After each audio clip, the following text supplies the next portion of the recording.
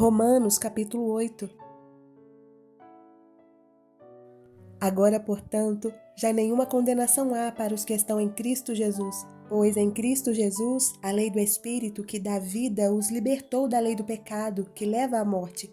A lei não era capaz de nos salvar por causa da fraqueza de nossa natureza humana. Por isso, Deus fez o que a lei era incapaz de fazer, ao enviar seu Filho na semelhança de nossa natureza humana pecaminosa e apresentá-lo como sacrifício por nosso pecado.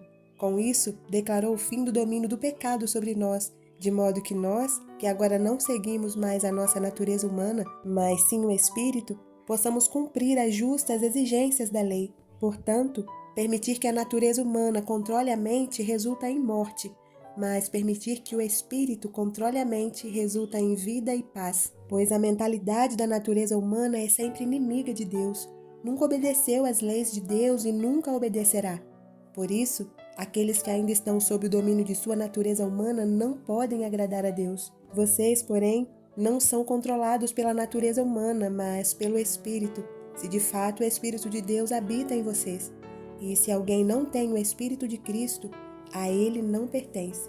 A lei foi abolida pela graça de Deus? Aqui, Paulo está falando que a lei de Deus não pode ser um meio de salvação, porque a nossa carne está enferma. Por mais que nos esforcemos para ser obedientes, seremos pecadores. Unicamente Jesus pode, através do seu sacrifício substituto na cruz, livrar-nos da condenação eterna.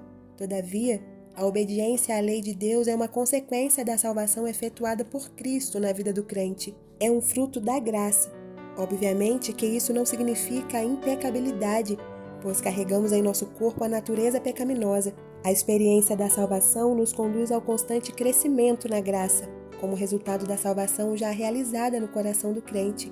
Isso é bastante claro no livro de Romanos. No verso 4 de Romanos 8, é dito que Deus condenou o pecado na carne de Jesus, a fim de que o preceito da lei se cumprisse em nós, ou seja, Cristo prestou perfeita obediência a todos os requerimentos de sua lei. E agora o pecador que depõe sua fé unicamente nos méritos salvíficos de Cristo pode receber pela fé a sua perfeita justiça, que lhe é imputada ou creditada em seu favor. O fato de sermos justificados pela fé não nos libera para vivermos uma vida de transgressão aos mandamentos da santa lei de Deus.